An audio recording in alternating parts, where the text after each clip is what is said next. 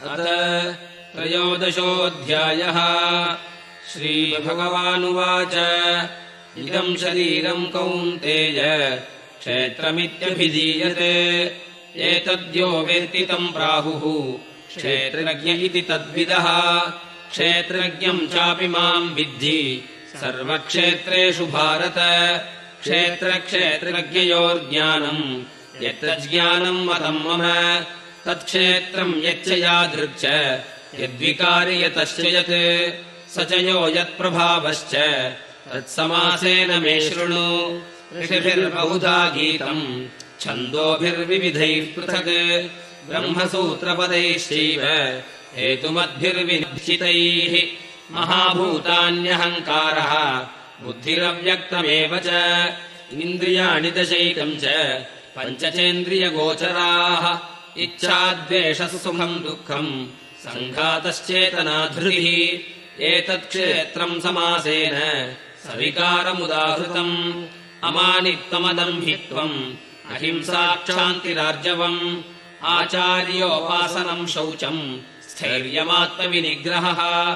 इन्द्रियार्थेषु वैराग्यम् अनहङ्कार एव च जन्ममृत्युजराव्याधि दुःखदोषानुदर्शनम् असक्तिरनभिष्वङ्गः पुत्रदारगृहादिषु नित्यम् च समचित्तत्वम् इष्टानिष्टोपपत्तिषु मयि चानन्ययोगेन भक्तिरव्यभिचारिणी। विविक्तदेशसेवित्वम् अरतिर्जनसंसदि अध्यात्मज्ञाननित्यत्वम् तत्त्वज्ञानार्थदर्शनम्।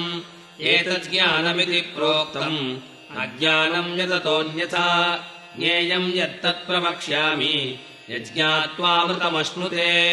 अनादिमत्परम् ब्रह्म न सत्तन्नासदुच्यते सर्वतः पाणिपादम् तत् सर्वतोक्षिशिरोमुखम् सर्वतः श्रुतिमल्लोके सर्वमावृत्य तिष्ठति।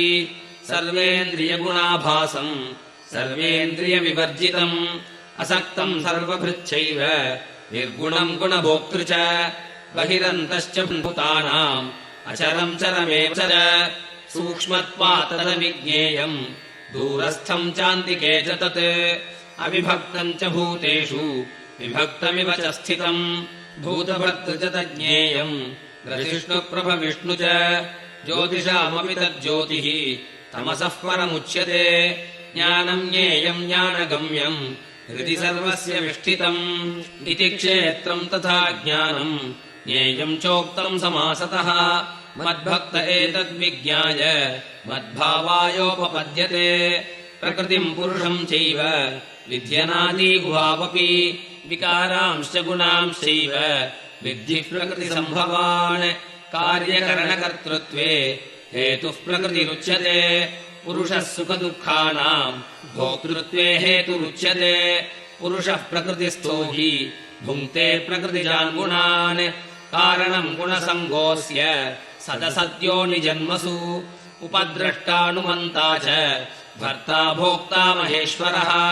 परमात्मेति चाप्युक्तः देहेऽस्मिन् पुरुषः परः। एवम् वेत्ति पुरुषम् प्रकृतिम् च गुणैः सह सर्वथा वर्तमानोऽपि न स भूयोऽभिजायते। ध्यानेनात्मनि पश्यन्ति केचिदात्मानमात्मना अन्ये साङ्ख्येन योगेन कर्मयोगेन चापरे। अन्ये त्वेवमजानन्तः श्रुत्वान्येभ्य उपासते। येऽपि चातितरन्त्येव मृत्युम् श्रुतिपरायणाः। यावत् सञ्जायते किञ्चित् सत्त्वम् स्थावरजङ्गमम् क्षेत्रक्षेत्रज्ञसंयोगात् तद्विद्धि भरतर्षभ। समम् सर्वेषु भूतेषु तिष्ठन्तम् परमेश्वरम् विनश्यत्यविनश्यन्त्वम् यः पश्यति स पश्यति। समम् पश्यन् हि सर्वत्र समवस्थितमीश्वरम् न हि नस्यात्मनात्मानम् ततो याति पराम् गतिम्। प्रकृत्यैव च कर्माणि क्रियमाणानि सर्वशः यः पश्यति तदात्मानम् अकर्तारम् स पश्यति। यदा भूतपृथग्भावम् एकस्थमनुपश्यति तत एव च विस्तारम् ब्रह्म सम्पद्यते तदा। अनादित्वात् निर्गुणत्वात् परमात्मायमव्ययः। शरीरस्थोऽपि कौन्तेय न करोति न लिप्यते यथा सर्वगतम् सौक्ष्म्यात् आकाशम् नोपलिप्यते सर्वत्रावस्थितो देहे तथात्मानोपलिप्यते यथा प्रकाशयत्येकः कृत्स्नम् लोकमिमम् रविः क्षेत्रम् क्षेत्री तथा कृत्स्नम् प्रकाशयति भारत क्षेत्रक्षेत्रज्ञयोरेवम् अन्तरम् ज्ञानचक्षुषा भूतप्रकृतिमोक्षम् च ये विदुर्यान्ति ते परम् ॐ तत्सत् इति श्रीमद्भगवद्गीतासु उपनिषत्सु ब्रह्मविद्यायाम् योगशास्त्रे श्रीकृष्णार्जुनसंवादे क्षेत्रक्षेत्रज्ञविभागयोगो नाम 13 अध्यायः।